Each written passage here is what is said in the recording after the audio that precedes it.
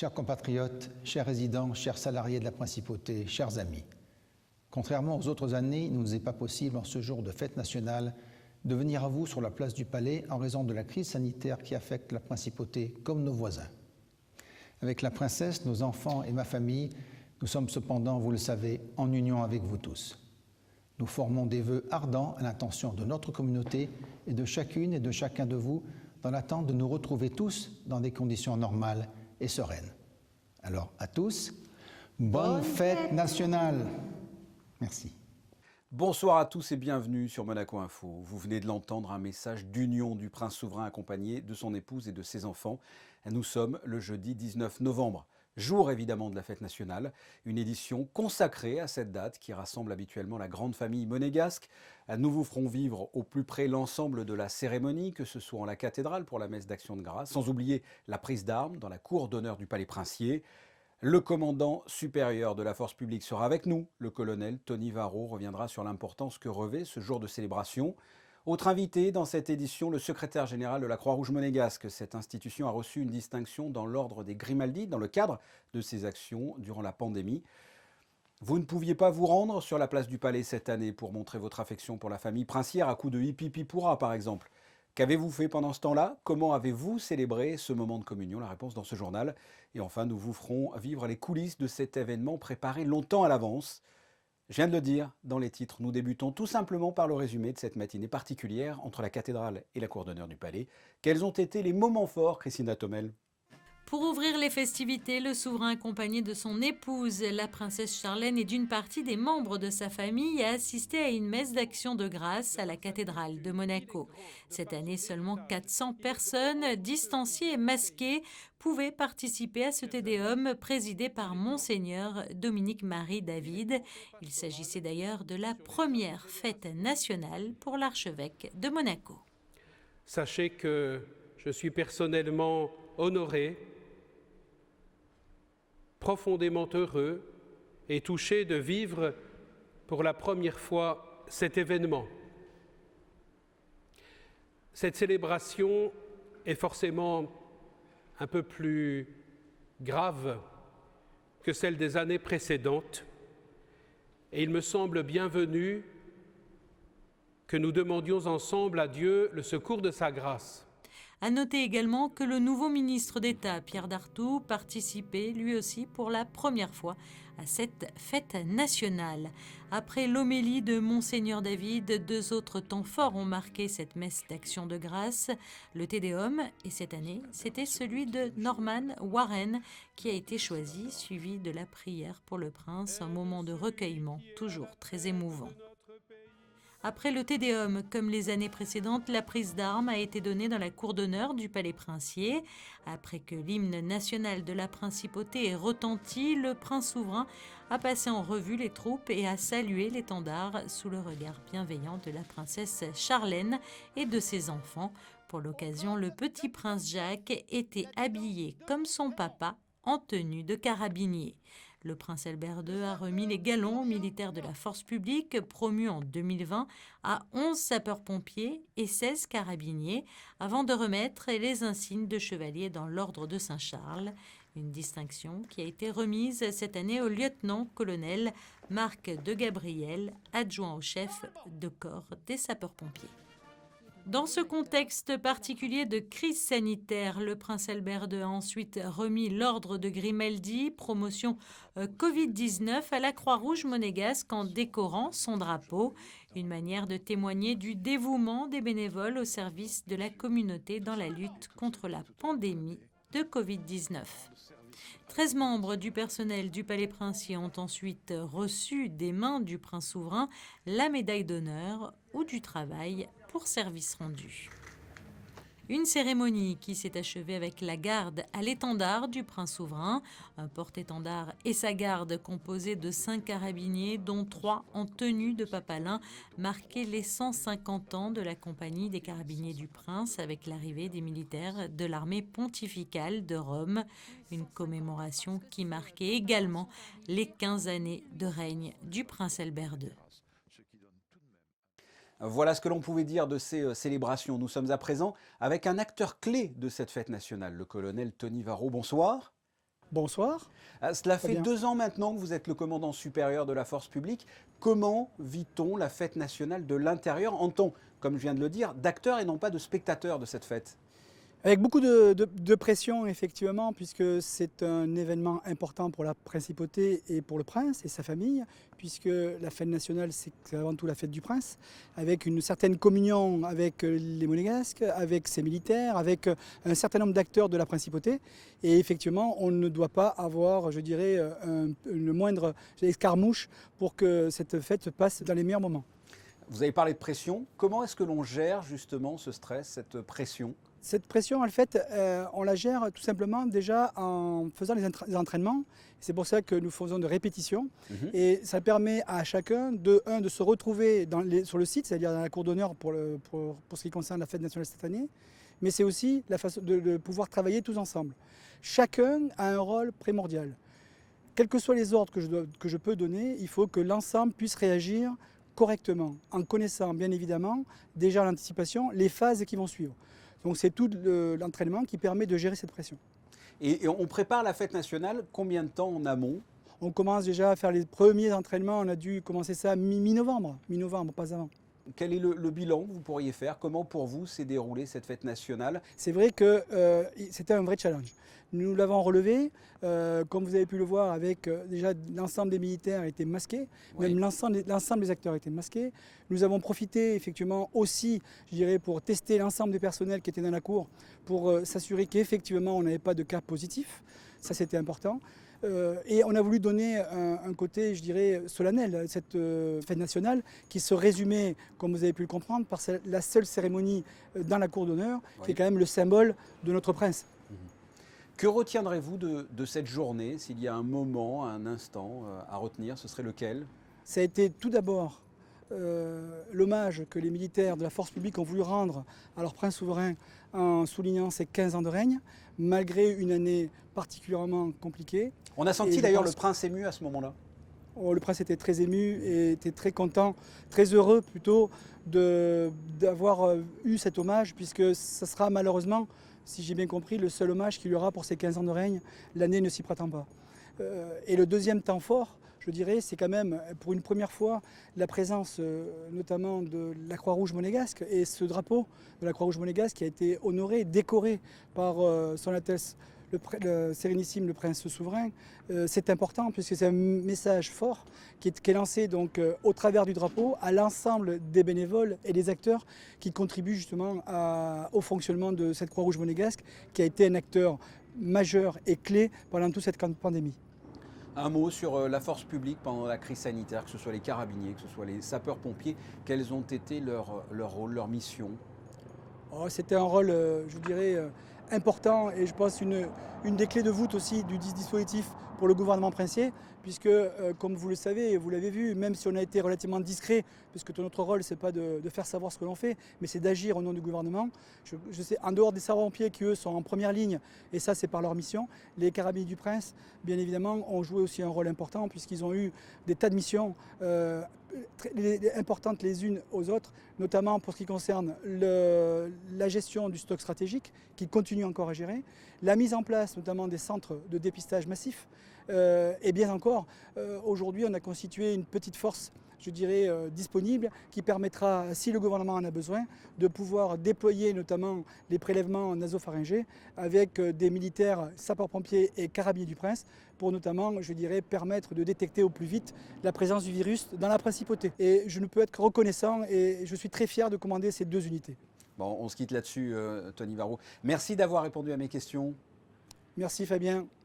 Alexandra Pani, nous vous retrouvons pour un point info, là aussi, consacré à cette fête nationale. Bonsoir Fabien, comme depuis le début de cette semaine, je vous propose de revenir sur les remises de décoration qui se sont déroulées en marge de la fête nationale. Mercredi après-midi, les bénévoles étaient à l'honneur. 3 remises de médailles se sont déroulées dans la cour d'honneur. Oui Fabien, 14 récipiendaires ont reçu des mains du souverain la médaille d'honneur aux bénévoles. C'est ensuite la médaille du mérite national du sang qui récompense le dévouement des donneurs de sang qui a été remise. Puis toujours dans la cour d'honneur du Palais Princier, les médailles de la reconnaissance de la Croix-Rouge monégasque ont été décernées à 47 personnes. Cette médaille met en avant le dévouement et les services exceptionnels rendus à la Croix-Rouge sur le plan international comme national. Merci Alexandra. Vous venez d'en parler. Elle œuvre dans la paix et la dignité. Elle a pour mission de sauver des vies, soutenir sans discrimination toute personne dans le besoin et mener des actions humanitaires. La Croix-Rouge monégasque, nous sommes avec son secrétaire général, Frédéric Platini. Bonsoir. Bonsoir. La Croix-Rouge a toujours un rôle actif pendant la fête nationale. Il y a traditionnellement des remises de médailles et des distributions de colis. Rappelez-nous en quelques mots ce que fait cette institution pendant la fête nationale. Alors normalement pendant les fêtes nationales, je dirais classiques, on met les médailles de la reconnaissance de la Croix-Rouge. On remet ces médailles qui tiennent compte de la durée de l'engagement de nos bénévoles. Alors il y a en bronze 7 ans et puis après je dirais qu'il y a en fonction des années passées en bénévolat, vous avez des médailles de reconnaissance en argent et en vermeil. Ça c'est je dirais le mode classique. Mais cette année ça a été une année particulière. Il y a eu beaucoup de distinctions additionnelles. Des salariés bénévoles ont été décorés de l'ordre des Grimaldi. Et puis il y a eu les décorations pour les bénévoles avec ce matin, à l'occasion de la fête nationale, la décoration du drapeau. Et ça c'est un honneur particulier pour la Croix-Rouge parce que c'est vraiment l'ensemble de l'activité de la Croix-Rouge, de tous nos bénévoles, de tous nos salariés, de ceux qui n'ont pas été décorés durant cette fête nationale ou pendant les autres qui ont été je dirais félicité. Oui, c'est quelque chose qui vous tenait à cœur, cette distinction du drapeau, de remercier, d'honorer un peu tous ces bénévoles. Ça vous tenait à cœur? C'est l'initiative du souverain, donc c'est pas du tout venu de la Croix-Rouge, c'est venu de son initiative. Et c'est sa manière, la manière de notre présidente, et sa manière à lui, je dirais, d'honorer l'ensemble des gens qui œuvrent pour la Croix-Rouge. La Croix-Rouge a été extrêmement active pendant la pandémie avec différentes missions. Quelles ont été ces missions et le travail de tous les bénévoles? Bon, on avait des missions variées. On avait le centre d'appel où on était présent. On avait le centre de suivi à domicile pour les gens qui étaient confinés, infectés, mais qui ne nécessitaient pas d'hospitalisation. On avait la partie logistique pour ravitailler toutes ces personnes chez elles et puis des personnes vulnérables en lien aussi avec la mairie de Monaco. Je dirais qu'aujourd'hui, parce qu'on parle de la première vague, la deuxième vague, mais on est toujours dedans, donc on continue le suivi à domicile et le centre d'appel continue aussi. Donc ça c'est une activité qu'on a maintenue.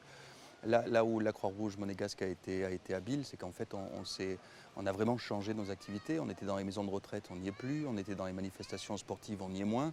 Donc on a pu se réarmer rapidement sur je dirais, ce qui faisait l'actualité et ce qu'il a fait toujours.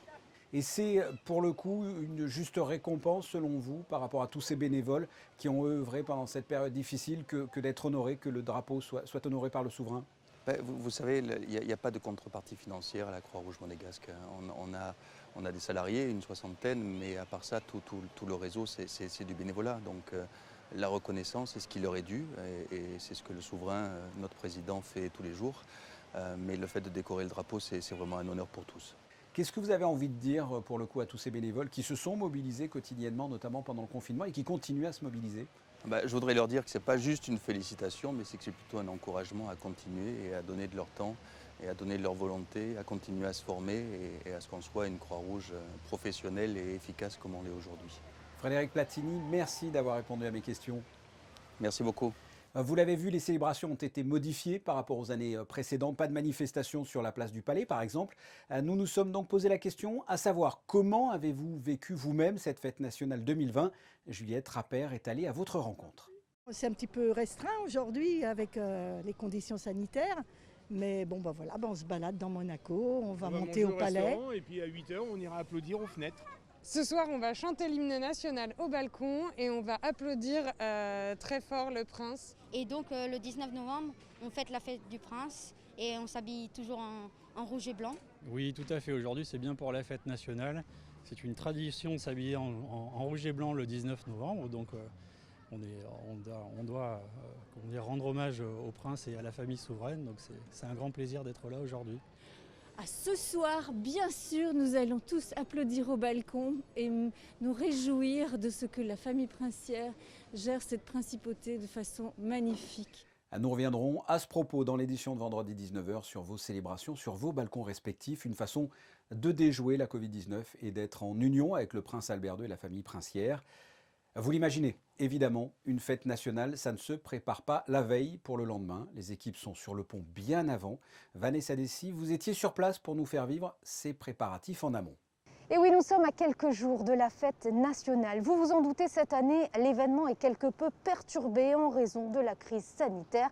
Mais la principauté prépare tout de même les festivités en format réduit. La messe d'Action de Grâce reste l'événement maintenu et incontournable de ce 19 novembre.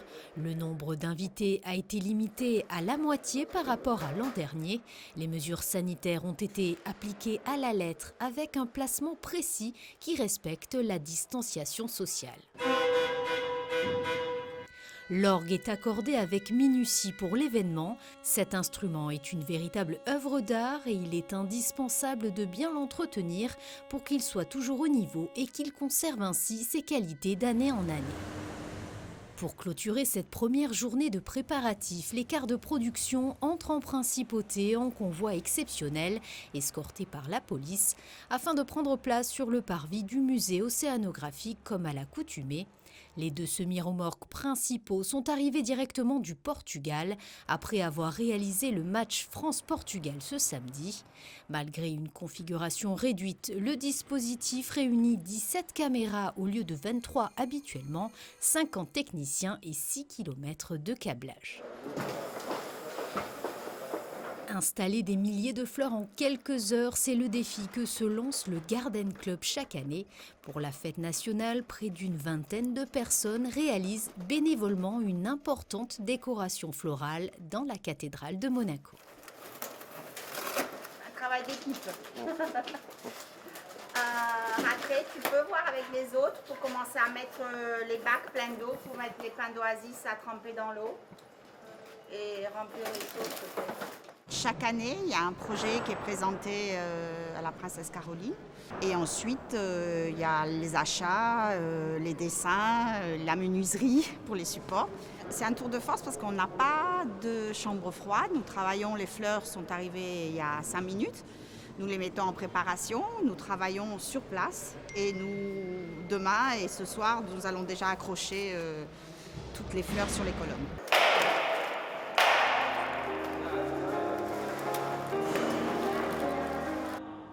Ça va ? Comment est-ce que tu entends le piano ? Comment est-ce que tu entends le piano ? C'est vrai ? Peut-être que je le prendrai un petit peu plus allant. Les petits chanteurs de Monaco font partie intégrante de la fête nationale, le chœur. Créé en 1974 par le prince Régnier III et reconnu sur la scène musicale internationale. Cette année, la représentation a été maintenue sur le dispositif malgré des conditions sanitaires exceptionnelles. Nous n'avons pas été en mesure, comme selon la tradition, de faire cet office avec la participation de l'orchestre philharmonique. Mais là, si on voulait respecter les distanciations absolument imposées, je n'avais pas la place techniquement en bas dans la cathédrale de loger tout le monde. C'est pas facile pour eux de chanter avec le masque. C'est une contrainte absolue qui filtre énormément le son des voix. Et puis même pour respirer dans le chant, c'est compliqué. Mais ils vont assurer leur fête nationale ici, après-demain dans la cathédrale, masqués totalement d'un bout à l'autre. Bien haut le son, le plus haut ici.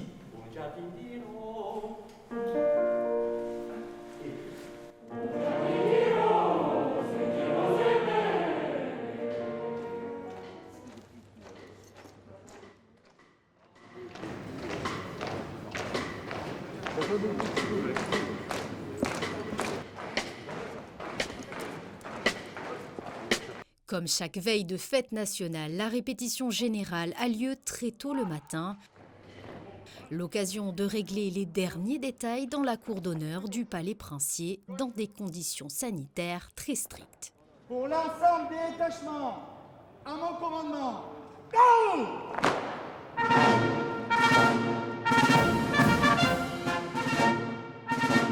Alors, bien, tout d'abord le masque.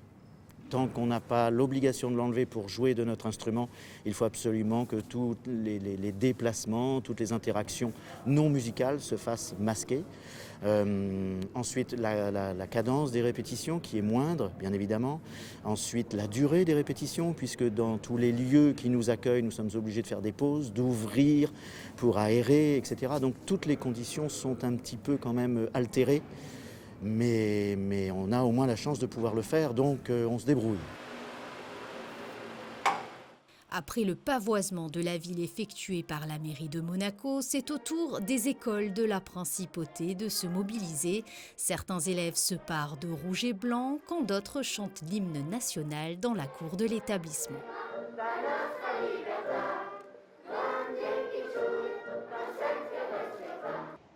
Nous sommes à quelques minutes du début des festivités. Nous allons assister ensemble au lancement du direct sur Monaco Info. Suivez-moi. Pour l'instant, pas encore vécu comme archevêque de Monaco, un ministère normal. Malgré un dispositif réduit cette année, les commentateurs restent fidèles au poste afin de vous faire vivre au mieux l'événement. Il n'y a pas de rassemblement sur la place du Palais, donc pas de hurrah, pas de présentation de la famille princière au balcon. Et j'ai le sentiment, en tout cas cette année, que Monaco Info remplit peut-être encore davantage sa mission de proximité, puisque de nombreux Monégasques et résidents qui avaient pour habitude de gagner la place du Palais pour vivre cette fête nationale, eh bien, vont certainement la regarder sur leurs écrans. Dans le cas régie, chacun tient son rôle à la perfection. L'opérateur LSM, plus communément appelé opérateur ralenti, sélectionne les moments les plus pertinents lors de la retransmission afin de permettre aux réalisateurs de les diffuser à vitesse ralentie. La particularité de ce poste, c'est surtout la concentration et puis la synthèse, parce qu'il va falloir donc très rapidement proposer quelque chose au réalisateur, quelque chose qui n'a pas été vu à l'antenne, et puis même un petit résumé ou une petite séquence remontée très rapidement et de manière très synthétique. Dans le cas régie, c'est un travail d'équipe de manière générale, hein. Il y a les cadreurs qui vont faire des belles images, qui ne sont pas forcément à l'antenne, donc c'est là que l'opérateur LSM va aller la capter. Il y a le réalisateur qui les met à l'antenne, il y a la script, il y a tous les corps de métier qui travaillent pour pouvoir proposer un direct de qualité. La script a pour mission d'assister le réalisateur avant et durant le direct. Elle donne le rythme aux équipes avec un timing précis. J'aide le réalisateur dans toutes les étapes pendant l'émission à lui décrire ce qui va arriver après. J'établis le conducteur de l'émission pour tous les membres du CAR et tous les techniciens pour suivre tous les moments du déroulé de l'événement. Fini là ? 10 secondes. Allez, 3, 2, 1, je sors. Top à elle. Drone à l'antenne. 7. Vous l'avez vu, ce sont énormément de corps de métier qui participent à la mise en œuvre de cette belle fête nationale. Un événement exceptionnellement réduit cette année, mais géré avec toujours autant d'implication de la part des équipes. Merci Vanessa. Alexandra, à présent, on vous retrouve pour un point info sportif. Et on commence avec le choc AS Monaco Paris Saint-Germain au Stade Louis II demain à 21h pour la 11e journée de Ligue 1. Le coach Niko Kovac devra se passer de ses deux bleus, Ruben Aguillard suspendu et Wissem Ben Yedder arrêté pour cause de Covid. Privé également de son buteur Benjamin Lecomte, Kovac devra piocher dans son banc de touche. En l'absence de Ben Yedder, c'est le défenseur Axel Disasi qui portera le brassard de capitaine. On l'écoute. On a perdu quelques gros joueurs. C'est vrai que ces joueurs-là, depuis le début de saison, ils nous faisaient beaucoup de bien. Mais voilà, maintenant, on sait qu'on a un groupe de qualité et qu'on peut s'appuyer sur chacun des joueurs. Et je suis persuadé que les joueurs qui les remplaceront vendredi feront le boulot. Là, on sait que la vigilance et l'intention, il faudra qu'elle soit à 110% parce qu'en face, c'est de très gros joueurs. De bons joueurs, avec notamment le retour de Kylian Mbappé du côté des Parisiens. Mais les Monégasques restent sur 2 victoires en championnat. Verdict vendredi soir, Fabien. Et un rendez-vous basket est prévu également ce week-end. Un rendez-vous que les fans de la Roca Team pourront suivre en direct sur Monaco Info. Les Monégasques recevront les joueurs de Limoges samedi à 20h30 à la salle Gaston Médecin. Après leur victoire face à Dijon samedi dernier en Jeep Elite et mardi à Anvers en Eurocup. Espérons que les Roca Boys poursuivent sur cette belle lancée. Faisons un tour des prévisions météo pour ce vendredi. Le temps se rafraîchit par rapport au jour précédent, une journée sur l'ensemble ensoleillée. Il faudra tout de même compter sur le passage de quelques nuages. Il fera entre 8 et 14 degrés. Nous fêterons les Edmonds en ce 20 novembre. Merci Alexandra, on passe aux photos du jour avec évidemment un retour sur les moments forts de la fête nationale. Ce sont des clichés des photographes du Palais et de la direction de la communication. On se retrouve dans quelques instants.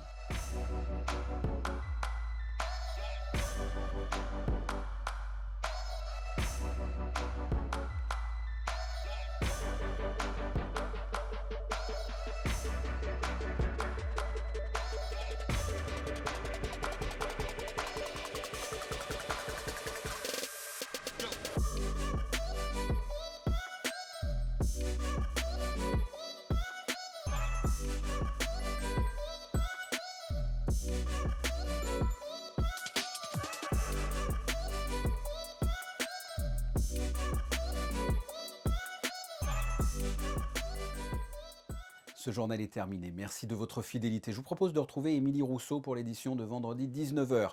Je vous souhaite une bonne fin de soirée ou de journée en fonction de l'heure où vous nous regardez, que ce soit sur votre chaîne de télé, sur l'application Monaco Info, sur les réseaux sociaux. Vous faites comme vous voulez. On se quitte en musique avec un clip de l'artiste monégasque Olivia Dorato. Elle a composé une chanson rendant hommage aux personnes actives durant la pandémie. Elle est accompagnée de l'Orchestre des Carabiniers du Prince. C'est un clip réalisé par Baran Guéranfar et produit par la direction de la communication. À très bientôt, au revoir et surtout, portez-vous bien.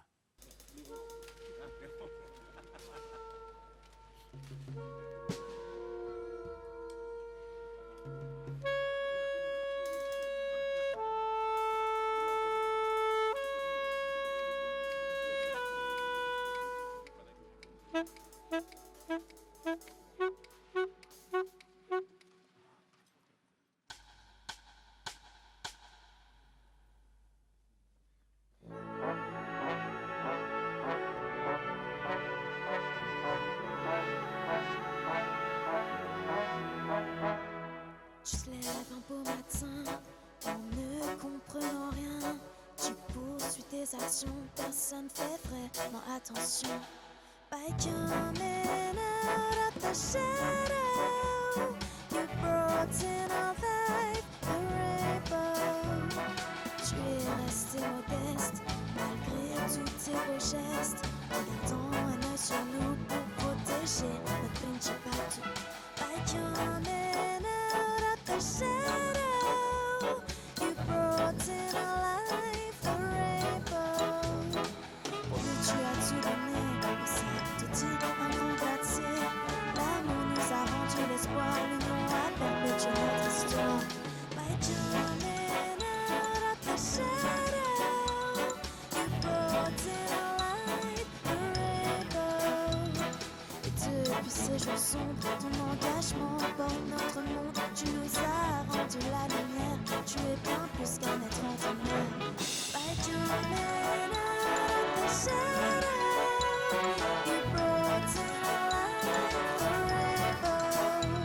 By coming out of the shadow, brought in our life a rainbow.